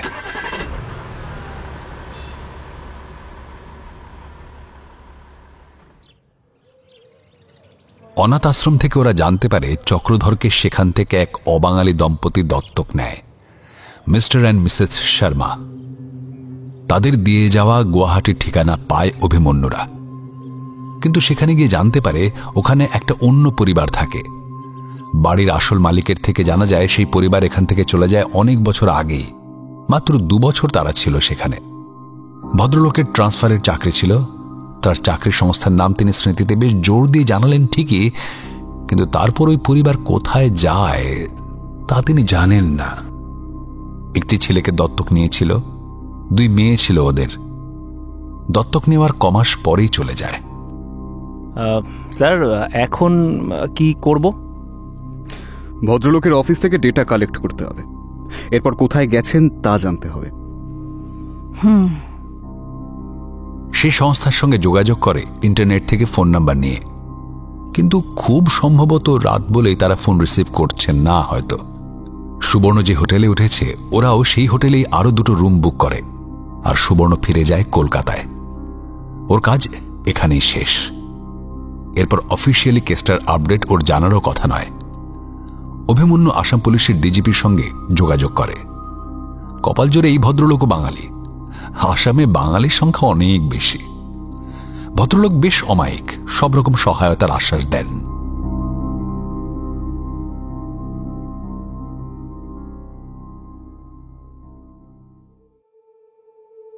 পুলিশের নাম শুনলে সবাই সব কাজ একটু তাড়াতাড়ি করার চেষ্টা করে। আসাম পুলিশের তৎপরতায় আসামে ওই সংস্থার অফিস জানায় শর্মাজির ট্রান্সফার হয় মুম্বাইতে। সেখানে বাড়ির ঠিকানাও দেওয়া হয়, কিন্তু সঙ্গে একটা ছোট্ট ট্যাগলাইনও জুড়ে দেওয়া হয়। ওই শর্মাজি মুম্বাইয়ে যাওয়ার 2 বছর পর তাকে অন্যত্র ট্রান্সফার করতে চাওয়া হলে তিনি চাকরি ছেড়ে দেন। স্বাভাবিকভাবে ওই বাড়িও ছেড়ে দেন। কথাটা শোনার পর অভিমন্যুর প্রচন্ড রাগ হয়। ফোনটা রেখে অস্থিরভাবে বলে, যতবার মনে হচ্ছে এইবার আমি নরককে ধরে ফেলবো, ততবার সে যেন আরো দূরে চলে যাচ্ছে। আমার ধারণা আমরা মুম্বাইয়ের সেই বাড়িতে গেলে আশেপাশের প্রতিবেশীদের থেকে কিছু তো জানতে পারবো। স্পিকারে বিদ্যা সবটাই শুনেছে, তাই ওর মতো কিছু মতামত ও দিল। সময় যেন অভিমন্যুদের সঙ্গে খেলা করছে। যত তাড়াতাড়ি ওদের নরকের হদিশ পাওয়া প্রয়োজন, ঠিক ততই যেন দেরি হয়ে যাচ্ছে। পরের দিনে কোনো ডিরেক্ট ফ্লাইট ওরা পায়নি। তারপরের দিন ফ্লাইট পায় ভোরের দিকে। সেটা নিয়েই 3.5 ঘন্টার জার্নি করে মুম্বাই পৌঁছয়। তারপর সেই অফিসের দেওয়া ঠিকানায়। 25-26 বছর আগের ঘটনা, পাল্টে গেছে অনেক কিছুই। তবু যে 4 বছর তারা এখানে ছিল, নিশ্চয়ই কিছু পরিচিত ব্যক্তি হয়েছে যারা এখন এখানে আছে। অভিমন্যু আর বিদ্যা একে একে সবাইকে জিজ্ঞেস করে অবশেষে 1 বছর 75-এর ভদ্রলোক মনে করে বললেন, বছর 26 আগে ওই পরিবারের সঙ্গে তার ভালোই সাক্ষাৎ ছিল। মেয়ে দুটোর সঙ্গে কথা হলেও ছেলেটির সঙ্গে বিশেষ কথা হতো না। এখানে যে স্কুলে চক্রধর পড়ত তার ঠিকানা তিনি দিলেন, কারণ সেই স্কুলে তার ভাইয়ের ছেলেও তখন পড়ত। স্কুলটা বেশ নামি দামি স্কুল, মুম্বাইয়ের নামকরা স্কুলগুলোর মধ্যেই একটা। সেখানে পৌঁছে প্রাথমিকভাবে অভিমন্যুদের কেউ সাহায্য করতে চায় না, কিন্তু পুলিশের লোক আর বর্তমানে ঘটে যাওয়া সবথেকে বড় কেসের স্পেশাল ইনভেস্টিগেটিং অফিসার শুনে আর অসহযোগিতা করার সাহস পায়নি স্কুলের স্টাফ। স্কুলের বর্তমান প্রিন্সিপালের সহযোগিতায় ওরা চক্রধর সম্পর্কে জানতে পারে। ছেলেটি ছিল টপার, সবেতে ফার্স্ট, ব্রিলিয়ান্ট স্টুডেন্ট। তবে আরেকটি নতুন বিষয় তারা জানতে পারে, চক্রধর নাম পরিবর্তন করেছিল। সে চক্রধর নয়, অপরাজিত শর্মা নামে এখানে পড়েছে। 2 বছর পড়ার পর ও টিসি নিয়ে অন্য স্কুলে চলে যায়। এ যেন ছোটবেলা থেকেই ঠিক করে রেখেছিল একদিন আমাদেরকে এইভাবেই নাচাবে। অভিমন্যু স্কুল বিল্ডিং থেকে বেরিয়ে আসতে আসতে বলে, সিরিয়াসলি? বিদ্যাও সহমত হয়। ও যতটাই ডেঞ্জারাস ঠিক ততটাই ধুরন্ধর। এবার না আমি সত্যি এই লোকটাকে খুব সামনে থেকে দেখতে চাই অভিমন্যু। আমিও। কথাটা বলে অভিমন্যুর কি যেন মনে পড়তে বলে, আচ্ছা একবার ওই বয়স্ক ভদ্রলোকের কাছে যেতে হবে।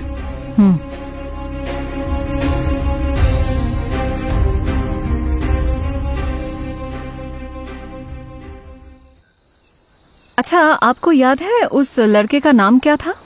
विद्या प्रश्न करे भद्रलोक के। हाँ हाँ कुछ हाँ अपराजित ऐसा ही कुछ था। शर्मा जी बोलते थे लड़के ने अपना नाम खुद रखा है। पहले चक्रधर था तो उसे पसंद नहीं आया, फिर अपराजित किया। अच्छा, वो लोग यहाँ से 2 साल बाद चले गए? हाँ। कहाँ गए? ये तो पता नहीं, लेकिन मुंबई में ही कहीं होगा, क्योंकि शर्मा जी बोलते थे दूसरी कंपनी में नौकरी ली है, लेकिन मुंबई में ही बच्चों को कॉलेज तक पढ़ाएंगे। যাক, কিছু তো জায়গাটা কমলো। অন্তত মুম্বাইয়ে অপরাজিত শর্মাকে খুঁজতে হবে, স্কুল আর কলেজে। অভিমন্যু একটা দীর্ঘ শ্বাস ফেলে। মুম্বাই ক্রাইম ব্রাঞ্চ আগে থেকে খবর পেয়েছিল অভিমন্যু আর বিদ্যা আসছে। ওদের সব আপডেট দিয়ে অভিমন্যু জানায় যেন অপরাজিত শর্মার সব ডিটেলস খুঁজে দেওয়া হয় যত তাড়াতাড়ি সম্ভব। কিন্তু মুম্বাই পুলিশ জানায় অপরাজিত নামে ওই সময়ের 10 জনকে পেলেও অপরাজিত শর্মা তার মধ্যে নেই। এদের স্কুলও আলাদা আর কলেজ মোট 5টায় মিলিয়ে মিশিয়ে আছে। অভিমন্যুর মনে হয় মাথার সবকটা চুল রাগে ছিঁড়ে ফেললেও ওর এই অস্বস্তি কমবে না।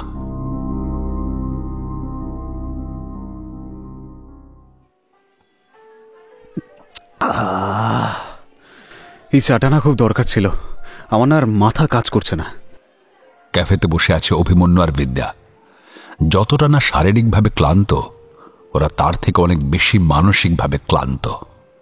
বুঝলাম, কিন্তু আমার না তোমার প্রথম দিনের কথাটা ভীষণ মনে পড়ছে। কোনটা? আমরা কিছু একটা মিস করছি। এত কাছে এসেও ওই নরকের আর একটা কোনো চালাকি আমরা কিছুতেই ধরতে পারছি না অভিমন্যু। চায়ে চুমুক দিয়ে বলে বিদ্যা। অভিমন্যু মাথা নিচু করে 2 হাতে ধরে বসে আছে। ও মাথায় জোর দিয়ে ভাবার চেষ্টা করছে আর কি সূত্র থাকতে পারে যা ওদের চোখের এখনো আড়ালে। হঠাৎ টেবিলে একটা ভালো মতো ঝাঁকুনি হতে অভিমন্যু চমকে ওঠে। তাকিয়ে দেখে একটি অল্প বয়সী ছেলে, মাথায় টুপি, চোখে সানগ্লাস, ফোনে কথা বলতে বলতে যাচ্ছিল পাশ দিয়ে। ওদের টেবিলে ভুল করে ধাক্কা দিয়ে ফেলে। ফোনে কিছু একটা বলছে সে। আরে নেই, उसका सरनेम भी तो चेंज हुआ। তারপর টেবিলে গুঁতো খেয়েছে দেখে অভিমন্যুদের দিকে ফিরে জিভ কেটে বুঝিয়ে দেয় অন্যায় হয়ে গেছে। অভিমন্যু মাথা নেড়ে বলে, ঠিক হ্যাঁ, ইটস ওকে। ছেলেটি চলে যাচ্ছিল, হঠাৎ কি মনে হতে বিদ্যা আর অভিমন্যু দুজনে ওকে ডাকে। আর দুজনের ডাক মানেই দুজনেই বুঝতে পেরেছে ওদের মাথায় একই সঙ্গে কোনো একটা কথা এসেছে। এক সেকেন্ড ভাইয়া। হ্যাঁ বলিয়ে। অভিমন্যু বিদ্যার দিকে তাকিয়ে ইশারায় হিন্দিতে বলতে বলে। विद्या माथा नेड़े बोले, आपने अभी क्या कहा फोन पे? वो असल में मेरा एक दोस्त अपना नाम चेंज किया, फिर अपना सरनेम भी। सरनेम क्यों? वो उसका मम्मी का दूसरी शादी हुआ, फिर सरनेम उसका भी चेंज हुआ। Oh my God, এই ক্লুটা এইটাই তো আমরা মিস করছিলাম। कुछ हुआ क्या? अब नहीं, थैंक यू, आपने बहुत मदद किया, थैंक यू सो मच। ছেলেটা মাথার টুপিটা খুলে হাসি মুখে বলে, अरे हम सभी तो किसी ना किसी की मदद करते हैं। भगवान करे आप जिसे ढूंढ रहे हैं वो आपको जल्दी मिल जाए। ছেলেটার হাসিটায় কি যেন একটা আছে, বেশ মিষ্টি হাসিটা। ছেলেটা সবেমাত্র ক্যাফে থেকে বেরিয়ে যায় আর অভিমন্যু বলে, কোঁকড়া চুল, মিষ্টি হাসি, আমার মতোই লম্বা। আচ্ছা আচ্ছা, ও কি করে জানলো যে আমরা কাউকে খুঁজছি? বিদ্যা, ও আবার আমাদের হেল্প করলো। বিদ্যা! কথাটা বলেই পাগলের মতো ছুটে বাইরে এলো অভিমন্যু, সঙ্গে বিদ্যাও। কিন্তু ছেলেটা কোথাও নেই। ওই ছিল বিদ্যা, আমি 100% শিওর যে ওই ছিল। কিন্তু ও কে? আমাদের বারবার হেল্প করছে কেন? আরে সেটাই তো জানি না। কিন্তু বিদ্যা, এই মুহূর্তে অপরাজিতর ওই 10 জনের ব্যাপারে জানতেই হবে। ওর মধ্যেই চক্রধর লুকিয়ে আছে। কিন্তু হঠাৎ করে সারনেম চেঞ্জ করলো কেন? কথাটা বলেই অভিমন্যু একটা ফোন করে মুম্বাই ক্রাইম ব্রাঞ্চের সেই সহায়ক অফিসারকে। তারপর বেশ কিছু কথা বলে। ফোনের ওপার থেকে উত্তর আসে, Yes sir. Can you please provide the details in my WhatsApp number?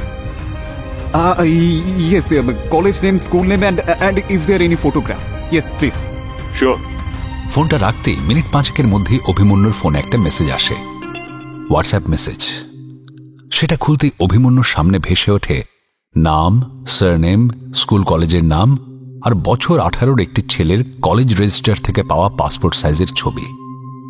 যদিও সেই ছবি দেখে চেনা দায়, কিন্তু অভিমন্যুর এই সব কিছু দেখে মনে হয় আবার ও কিছু একটা মিস করছে। আবার ফোন করে সেই অফিসারকে, প্রশ্ন করে এরপর ওই ছেলেটি কোথায় যায়। অফিসার বলে সে কলেজ থেকে চলে যায় আর বাড়িতেও ফেরে না, একটা অ্যাক্সিডেন্টে পুরো পরিবার মারা যায়। এরপর ছেলেটির কোনো ট্রেস পাওয়া যায় না। অভিমন্যু আরেকটা ফোন করে, সেটা কাকে ঠিক বোঝা যায় না। ঠিক এই সময়ে বিদ্যার ফোনে মাধুরী ম্যামের ফোন আসে। বিদ্যা রিসিভ করেই জানায়, হ্যালো ম্যাম, আমরা আজ অনেক ইনফো পেয়েছি, আমরা আজকেই ফিরছি। বিদ্যা ফোনটা রাখতেই যাবে, এমন সময় অভিমন্যু বলে, বিদ্যা ম্যামকে বলুন সিপি স্যারকে আমার তরফ থেকে থ্যাঙ্কস জানাতে। সিপি স্যার হেল্প করেছিলেন বলেই আমরা কেসটা প্রায় সলভ করে ফেলেছি। হোয়াট? কেসটা সলভ হয়ে যাবে? বিদ্যা নিজেই চমকে ওঠে। হ্যালো বিদ্যা, কেস সলভড? কি ব্যাপারটা কি? হ্যালো, শুনতে পাচ্ছ? নো ম্যাম, অভিমন্যু বলছে যে খুব তাড়াতাড়ি সলভ হয়ে যাবে। আমি ঠিক জানি না। Abhimanyu, are you sure? Yes, এই মুহূর্তেই প্রথমবার আমার শ্রীবাস্তব স্যারকে ভালো লাগছে। কেন? উনি বলেছিলেন না, হায়দ্রাবাদের কালপ্রিটকে অন্তত জ্যান্ত ধরতে হবে, সেটাই আমাদেরকে করতে হবে। এই মুহূর্তে যত তাড়াতাড়ি সম্ভব আমাদের হায়দ্রাবাদ যেতে হবে। আমি আপডেট নিয়েছি, এই মাত্র ওরা অপারেশনে যাবে, খুব শিগগিরই। আমি চাই আমরাও এই মিশনে থাকব, কারণ নরককে আইডেন্টিফাই করতে হলে একজন কিডন্যাপারকে সত্যিই ধরতে হবে, জ্যান্ত। কিন্তু নরক কে? আশা করছি খুব শিগগিরই সেটাও জানা যাবে। কিন্তু সে কেন বলবে নরকের কথা? ওরা তো স্লিপার সেলের মতন, মরে যাবে তবুও নাম বলবে না। নাম বলবে না, কিন্তু আইডেন্টিফাই করবে। আমি ওকে অপশন দেব আর ওর মুখের অভিব্যক্তি লক্ষ্য করব। ছবি কোথায় পাবে? কেন? এই যে সেই কলেজ থেকে একটা ছবি পাঠালো, আরো অনেক দেখাবো। ওই ছবির সঙ্গে বর্তমান নরকের কিছু তো মিল থাকবেই। বিদ্যা, দেখি ছবিটা।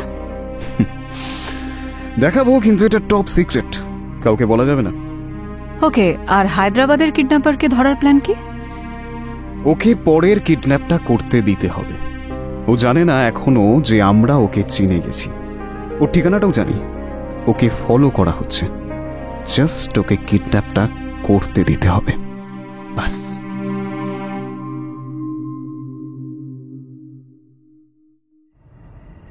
রাতের অন্ধকার। একটা অল্প বয়সী মেয়ে অফিস থেকে সবে বেরিয়েছে। ইভিনিং শিফটে কাজ ছিল আজ। অফিসের গাড়িটাও আজ পাওয়া যায়নি, উবার বুক করবে তাই। কিন্তু এত কমে গেছে এই সময়, কিছুতেই পাচ্ছে না। কিছুটা এগিয়ে এসে দাঁড়াতে একটা গাড়ি ওর নজরে পড়ে। গাড়িটা দাঁড়িয়ে আছে। মেয়েটা নিজেই সেই গাড়ির দিকে এগিয়ে যায়।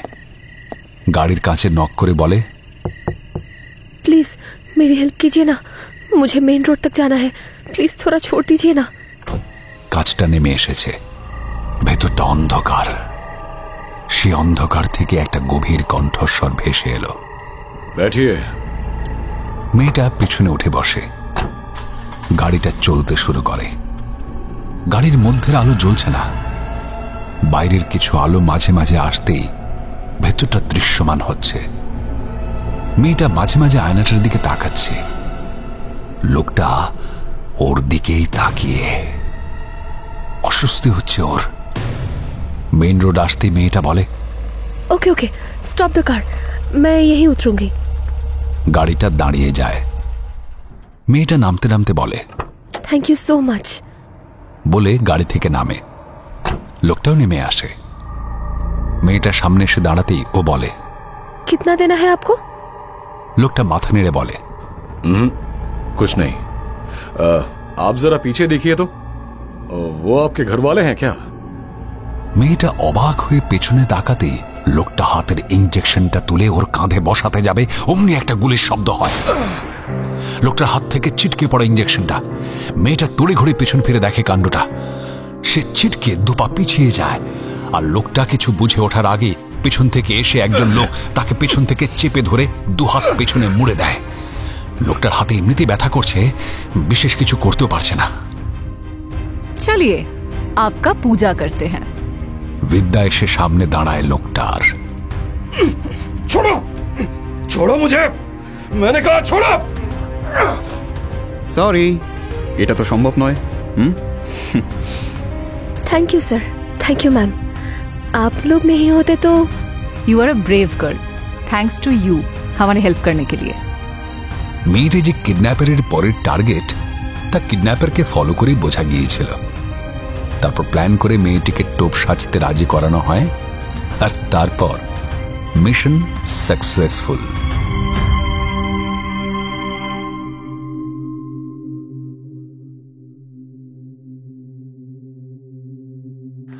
अब सीधा सीधा बोल दे, ये नरक कौन है? টেবিলের উপর ঝুঁকে প্রশ্ন করে বিদ্যা। इंटरोगेशन रूमे ओ और अभिमन्यु किडनैपर के इंटरोगेट करছে। कहा ना, ढूंढ लो। तुम लोग कैसे पुलिस हो? हाँ, খুঁজে পাইনি কে বললো তোকে? हमने ढूंढा है। অভিমন্যু এর বেশি হিন্দি রিস্ক নেয়নি। লোকটা বিশ্রী দাঁত বের করে হাসে। বিদ্যা এই দৃশ্যটা একদম সহ্য করতে পারছে না। টেবিল একটা চাপড় মেরে বলে, तुझे क्या लगता है रे, हम इतने कच्चे खिलाड़ी हैं? हाँ, उसे हमने पकड़ लिया है। सच में? उसे कोई नहीं पकड़ सकता। वो सामने रहेगा पर तुम समझ नहीं पाओगे। वो पाप का साम्राज्य बढ़ाएगा, पुण्य करने वालों को मिलेगा सजा, क्योंकि शुरू हो चुका है नरक राज।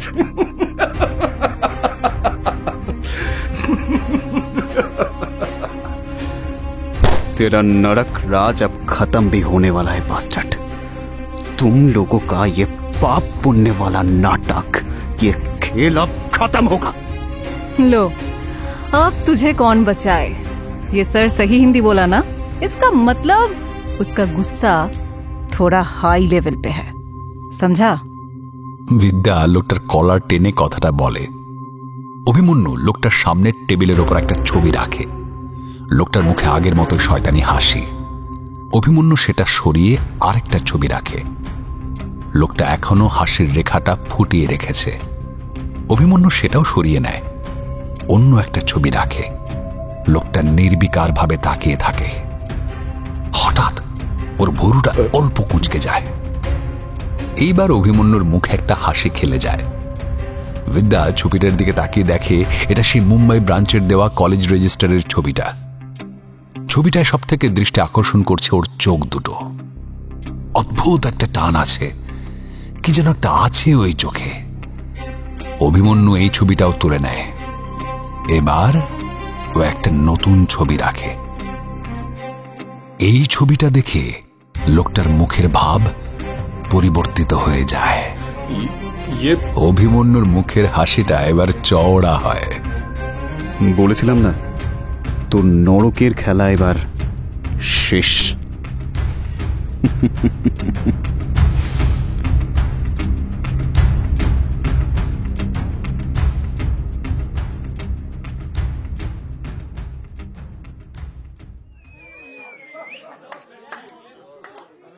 So, Abhimanyu, case solved.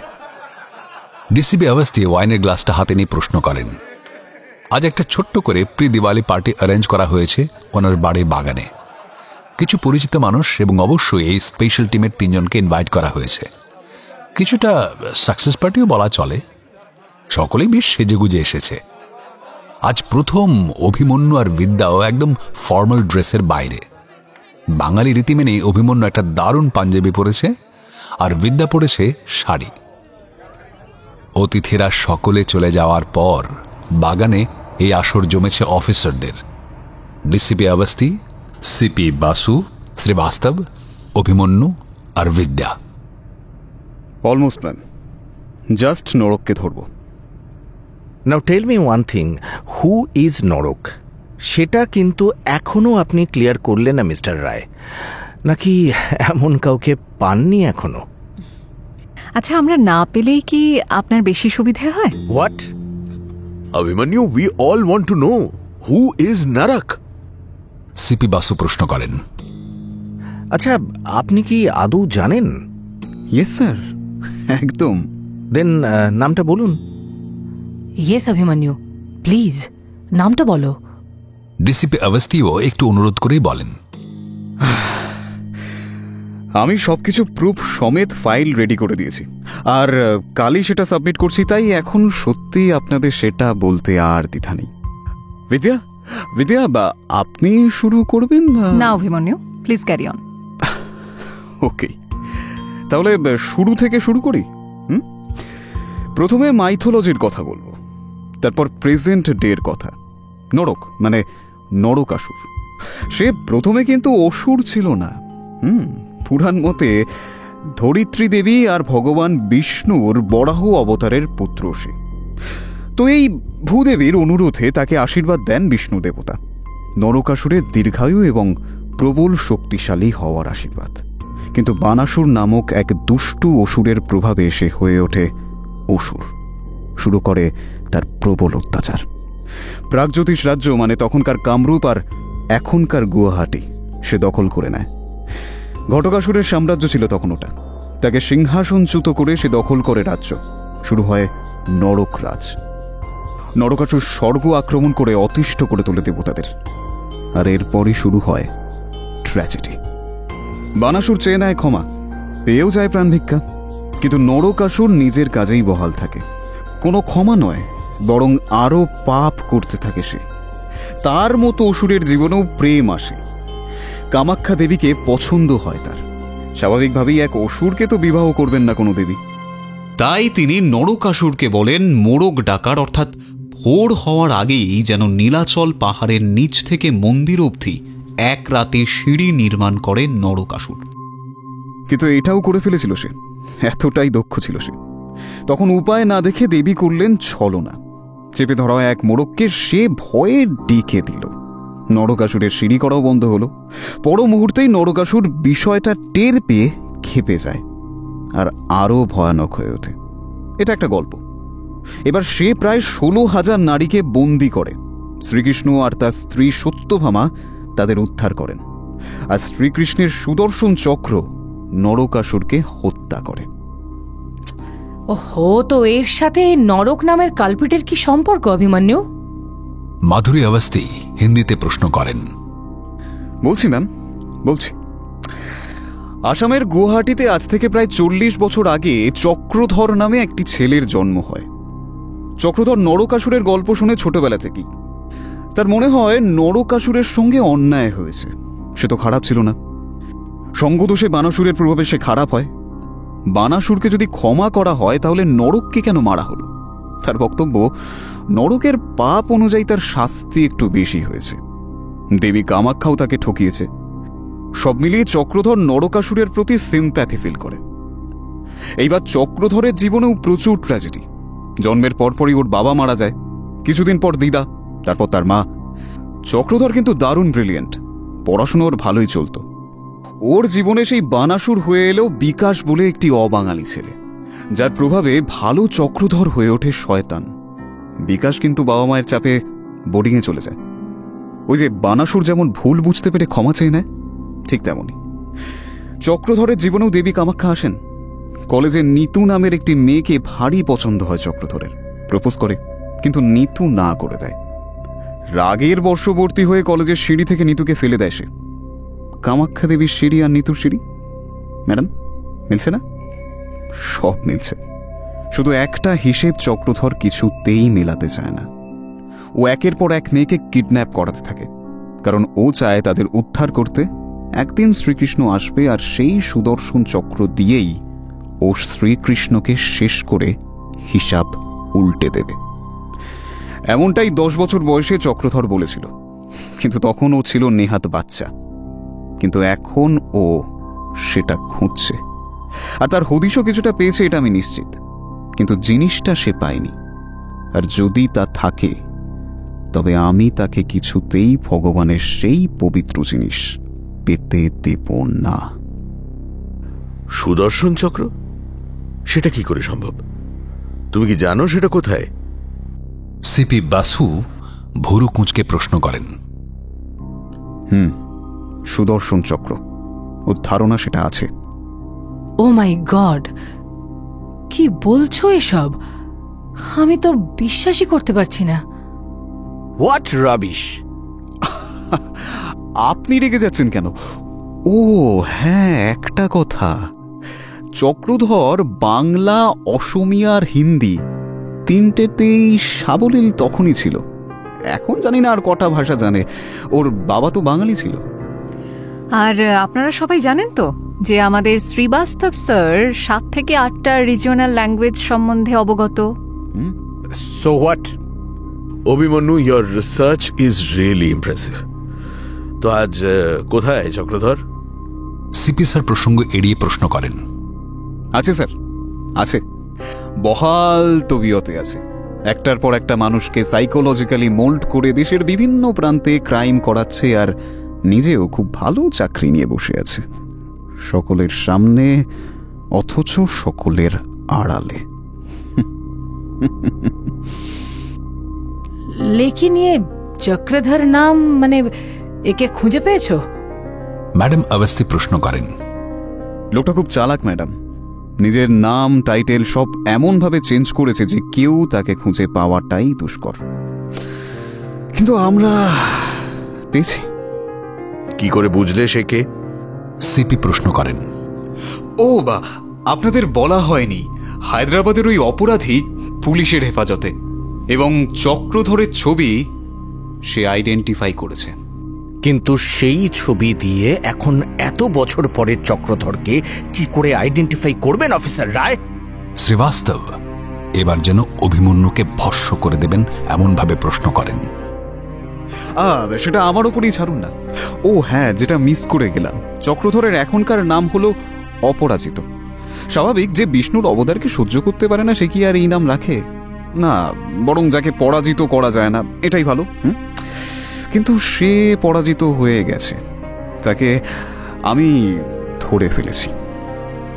DCP অবস্থি কথাটা শুনে একটু নড়ে চড়ে বসেন, প্রশ্ন করেন। অপরাজিত সারনেম? অভিমন্যু চুপ করে থাকে, বাকিরাও চুপ করে থাকে, যেন প্রহর গুনছে কিছুর। দূর থেকে বাজির শব্দ ভেসে আসছে। একদিন পরেই তো দিওয়ালি। বিদ্যা? মাধুরী ম্যাম এবার বিদ্যাকে প্রশ্ন করেন। বিদ্যা উত্তর দেয় না, অভিমন্যুর দিকে তাকায় কেবল। অভিমন্যু নীরবতা ভেঙে বলে, আপনি কিন্তু দারুণ বাংলা বলেন স্যার। খামোখাই বলছিলেন হিন্দিতে বেশি কমফোর্টেবল। কথাটা সিপি স্যারের উদ্দেশ্যে বলে অভিমন্যু। সিপি স্যার অল্প হাসেন। ওই আর কি। কথা ঘোরাবেন না officer Roy, come to the point. Srivastava চিবিয়ে চিবিয়ে বলেন। অভিমন্যু কোনো উত্তর না দিয়ে বলে, আমার এই কেস সলভ করার জন্য thanks to Basu sir. Thank you mister Aparajita Basu sir. অভিমন্যুর শেষ কথাটায় চমকে ওঠেন মাধুরী অবস্থি। তাই তো, ওর পুরো নাম তো তাই। বসু স্যারের মুখের অভিব্যক্তি বদলাচ্ছে। অভিমন্যু সেটা দেখেই বলতে থাকে, এই দিল্লির রেসপেক্টেড সিপি অপরাজিত বসু। কি মিল জানেন? চক্রধরও নাম পরিবর্তন করে রেখেছিল অপরাজিত বসু। ওর বাবার টাইটেল ছিল বসু। হায়দ্রাবাদের কিডন্যাপার শুধু 18 বছরের চক্রধরকে দেখেই চিনতে পারেননি, সে 40 বছরের এই চক্রধরকেও চিনে নিয়েছে। মুম্বাই ব্রাঞ্চ যেদিন জানালো নামটা, ছবিটা পাঠালো, মিল পেলাম। বাসু স্যারের পুরো নাম জানতাম না, ইন্টারনেটে সার্চ করতেই জল জল করে উঠল নাম সহ ছবি। তাহলে স্যার, সরি মিস্টার নরক, আপনার খেলা যে শেষ। ভগবান শ্রীকৃষ্ণকে আর কষ্ট দিতে হবে না। মহাভারতের এই অভিমন্যুই আপনার জন্য যথেষ্ট। অভিমন্যুর কথা শেষ হতে না হতেই মুহূর্তে সিপি বসুর মূর্তি পাল্টে গেল। কর্কশ্বরে বললেন, না না না না না না না না না, এত তাড়াতাড়ি তো সব হিসেব মিলবে না। আমি এত সহজে ধরা দেব না। কথাটা বলি পকেটের বন্দুক বের করে পাশে বসে থাকা ম্যাডাম অবস্থির মাথায় সেটা ঠেকিয়ে দেন। তারপর ঠান্ডা গলায় বলেন, আমার কাজ এখনো বাকি। সুদর্শন চক্র আমার চাই। অনেক পথ পেরিয়েছি ওই জিনিসটার জন্য। তোমাদের শ্রীকৃষ্ণ কোথায়? অভিমন্যু, বিদ্যা আর শ্রীবাস্তব বন্দুক বের করে পজিশন নেয় দ্রুত। শ্রীবাস্তব আসলে ওদের সঙ্গে মিলে নাটকটা করছিল। ম্যামকে ছেড়ে দিন, বিদ্যা চেঁচিয়ে বলে। আমাকে যেতে দাও। সিপি বসু গম্ভীর গলায় বলেন, আপনি আমাদের হেল্প করেছিলেন যাতে ভবিষ্যতে আপনার ওপর সন্দেহ না যায় আমাদের, তাই তো? কিন্তু আমরা সব তথ্য উদ্ধার করে ফেলব এটা আপনি ভাবতে পারেননি, তাই না? তাই না মিস্টার বসু? অভিমন্যু এক পা এগিয়ে যায়। চালাকি নয় অভিমন্যু, পেছনে যাও, পেছনে যাও, না হলে কিন্তু। কথাটা বলেই অভিমন্যুর পায়ের দিকে একটা গুলি করেন বসু স্যার। অভিমন্যু সরে যেতেই গুলিটা পাশ কেটে বেরিয়ে যায়, কিন্তু সেকেন্ডের জন্য মাথার পাশ থেকে বন্দুকটা সরার সুযোগটা হাতছাড়া করেন না ম্যাডাম অবস্থি। কনুই দিয়ে বসু স্যারকে একটা আঘাত করেই নিচে বসে যান আর চেঁচিয়ে বলেন, বিদ্যা! বিদ্যাও ম্যাডামের ইনস্ট্রাকশন বুঝতে পেরে একটা গুলি করে লোকটার হাতে। বন্দুকটা ছিটকে পড়ে পাশেই। অভিমন্যু সেদিকেই বন্দুক তাক করে বলে, নিজে থেকে সব স্বীকার করে নিন, আপনি এমনিও আইনের থেকে আর বাঁচতে পারবেন না। আইনের রক্ষক হয়ে চরম সুযোগ নিয়েছেন আপনি। চেয়েছিলেন আমরা আপনাকে কেসের আপডেট দিই যাতে আপনি সতর্ক থাকতে পারেন, তাই না? লোকটা চুপ করে থাকে। অভিমন্যু আবার বলে, কেসটা যাতে ন্যাশনালি প্রায়োরিটি না পায় তার জন্য আপনি অনেক চেষ্টা করেছিলেন, কিন্তু আমার কেস সলভ করা আর বিদ্যার সাথে ভাবনাটা মিলে যাওয়া আপনার প্ল্যানকে প্রথম চ্যালেঞ্জ করে। তুমি brilliant Abhimanyu. I am impressed. এরকম প্রতিদ্বন্দ্বী তো চাই, কিন্তু আমি তো আমার প্রতিদ্বন্দ্বীকে জিততে দিতে পারি না, না তোমাকে না তোমাদের শ্রীকৃষ্ণকে। আমি ফিরবো আবার, নরক ফিরবেই। নরক এত সহজে শেষ হবে না। কথাটা বলেই পরিস্থিতি তার প্রতিকূলে বুঝেই একটা লাফ দিয়ে পেছনের ঝোপে ঝাঁপিয়ে পড়েন তিনি। ও শিট! বিদ্যা চেঁচিয়ে ওঠে, শাড়িটা কোনো মতে কোমরে গুঁজে পেছনে ছুটে যায় সে। অভিমন্যু সেদিকে যায়। শ্রীবাস্তব অবস্থি ম্যামকে তুলে তাকে নিয়ে ওদের পিছু নেন।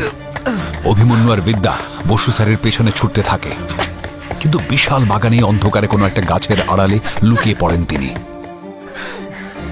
বাইরে আসুন মিস্টার বসু, আপনি পালিয়ে বাঁচতে পারবেন না।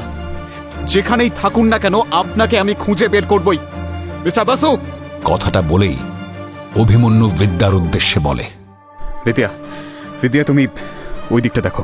ওকে, আমি এই দিকটা যাচ্ছি। মিস্টার বসু, আপনার পাপের ঘোড়া পূর্ণ হয়ে গেছে। আই এম সরি মিস্টার নরক, এবার আপনার শাস্তির পালা। যুগের এটাই নিয়ম মিস্টার নরক। Relax Abhimanyu, relax. ভারী গলার স্বরটা একপাশের অন্ধকার থেকে বেরিয়ে এলো। অভিমন্যু সেদিকে জাস্ট যাবে, ঠিক তখনই ওর নজরে পড়ে বসু স্যার একা নয়। বসু স্যারের হাতে আটকে বিদ্যা। বিদ্যারই বন্দুক ওর কপালে ঠেসে ধরেছে লোকটা। ওই হাত দিয়ে রক্ত গড়িয়ে পড়ছে। একটু আগেই একটা গুলি ছুঁয়ে বেরিয়ে গেছে ওই হাত। বিদ্যা, ছেড়ে দিন, ছেড়ে দিন ওকে। অভিমন্যু চিৎকার করে ওঠে, কুল ডাউন ইয়াং ম্যান। তোমাদের দেখে আমার যেন কেমন এই যুগের কৃষ্ণ আর সত্যভামা মনে হচ্ছে। তাহলে তোমাদের শেষ করে দিই, হ্যাঁ? তারপর সুদর্শন চক্র আর আসল শ্রীকৃষ্ণকে আমি দেখে নেব। আমি বলছি ছেড়ে দিন ওকে। বন্ধ করুন, বন্ধ করুন এসব পাগলের প্রলাপ। আমায় বড় সহজ ভেবে নিয়েছিলে অভিমন্যু। প্রথমে বিদ্যাই যাক, তারপর তুমি। কথাটা বলেই ট্রিগারটা টিপতে যাবেন বসু স্যার। বিদ্যার চোখ বন্ধ করে নিয়েছে। এমন সময় আবার গুলির শব্দ হয়, এবার পরপর দুটো। একটা শ্রীবাস্তব ওই একই হাতে করেন, আরেকটা অবস্থি ম্যাম লোকটার পায়ে করে। অবস্থির হাতে বসু স্যারের বন্দুকটাই। যন্ত্রণায় হাত থেকে বন্দুক পড়ে যায় লোকটার। একটা পা জখম। বিদ্যাকে ঠেলে মাটিতে ফেলে পেছন ফিরে ছুটতে থাকেন বসু স্যার। দাঁড়ান বলছি। অভিমন্যু চিৎকার করে। লোকটা তবু থামে না, খুঁড়িয়ে খুঁড়িয়ে এগোতে থাকে। ওই অবস্থায় ছোট পাঁচিলটায় উঠে ওপাশে লাফ দিতে যান, তখনই অভিমন্যু তার আরেকটা পায়ে গুলি করে। তাল সামলাতে না পেরে লোকটা এপাশের ঘাস জমিতেই পড়ে, আর তখনই ঘটে একটা বিভৎস ঘটনা। বাগানের একপাশে রাখা ঘাস কাটার যন্ত্র তার চাকার মতো অংশে লেগেই গলাটা অনেকটা কেটে গেছে অপরাজিত বসুর।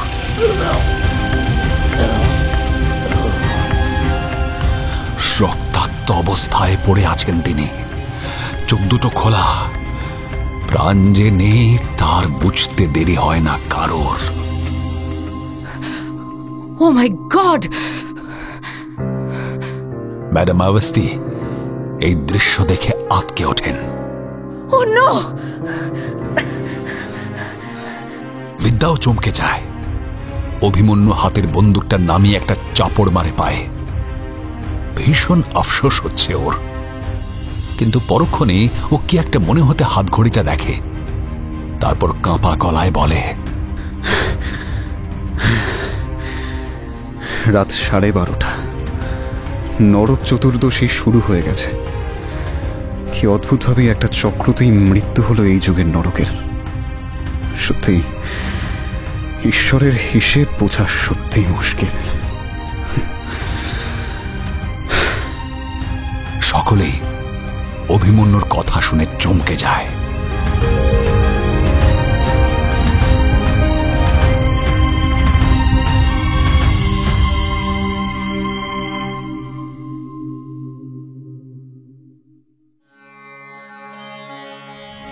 হাতের চিঠিটা পড়ে স্তম্ভিত হয়ে যান আচার্য। তার পা দুটো যেন টলে যায়। পাশের আসনেই বসে পড়েন তিনি। आचार्य जी, क्या हुआ आचार्य जी? সন্তোষ দ্রুত হাতে তাকে সামলে নেয়। বুঝতেই পারে হাতের চিঠিটা দেখেই তার এই অবস্থা। ये खत किसका है? योद्धा का। क्या लिखा है आचार्य जी? চিন্তিত হয়ে প্রশ্ন করে সন্তোষ। এই কদিন তো এতবার চিঠি এসেছে, তখন কিছু হয়নি। আজ যখন ওই শয়তান শেষ হয়েছে, আজ কিসের চিন্তা? তবে কি নতুন কোনো বিপদ এলো? योद्धा ने लिखा है, उस तक मेरा पहला खत पहुंचा ही नहीं। सिर्फ जो खत मैंने परसों भेजा वही उसको मिला। उसने कुछ नहीं किया। तो फिर कौन था वो? किसने किया हमारे मदद? কি যেন একটা মনে পড়তেই পুরনো চিঠিগুলো বের করেন আচার্য। কিন্তু এই কি, একটার পর একটা চিঠি খুলে যাচ্ছেন, অথচ সব সাদা কাগজ। লেখাগুলো কোথায় গেল? আচার্য সেগুলোকে হাতের মুঠোয় ধরে শ্রীকৃষ্ণের একটা ছবির সামনে এসে বসেন। চোখে জল তার। দুহাত জোড় করে বলেন, क्या मैं सही सोच रहा हूं भगवान? मुझे संकेत दीजिए, संकेत दीजिए।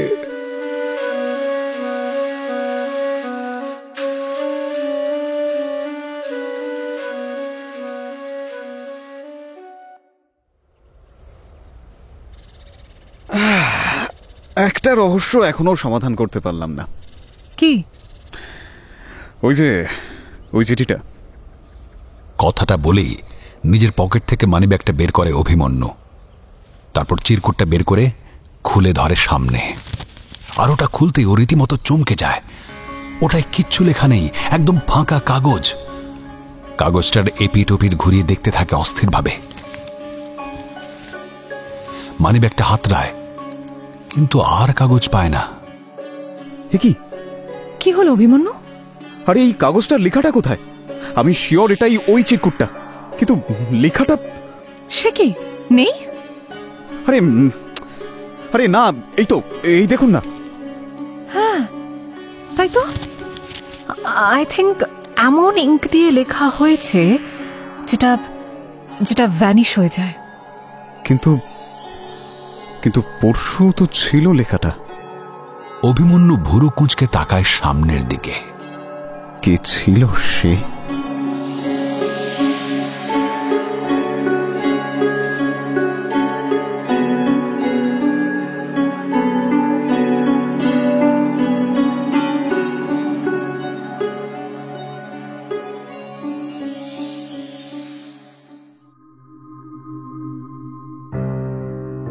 আজ কাহনে শুনলেন অমৃতা কোনারের দুর্দান্ত মাইথোলজিক্যাল থ্রিলার নরকরাজ অন্তিম পর্ব। বিভিন্ন চরিত্রে যেসব কলাকুশলী অভিনয় করেছেন তাদের নাম আপনারা পাবেন ডেসক্রিপশনে। কোন চরিত্রে কাকে কেমন লাগলো এবং অবশ্যই গল্পটা কেমন লাগলো সেটার জন্য আমরা অপেক্ষা করব আপনাদের কমেন্টের। যারা সময় নিয়ে ধৈর্য ধরে 3টি পর্বই শুনলেন তাদের অসংখ্য ধন্যবাদ।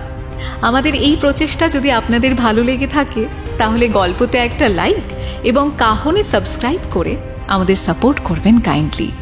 আগামী সপ্তাহে আরও একটি দুর্দান্ত গল্প নিয়ে ফিরবে কাহন। সাহিত্য দীর্ঘজীবী হোক।